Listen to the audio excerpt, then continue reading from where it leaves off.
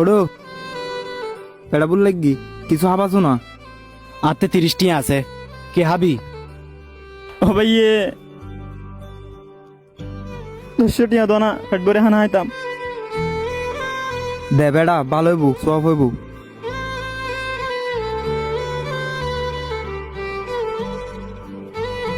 তুই কিনা আল্লাহর হাসা পাবি।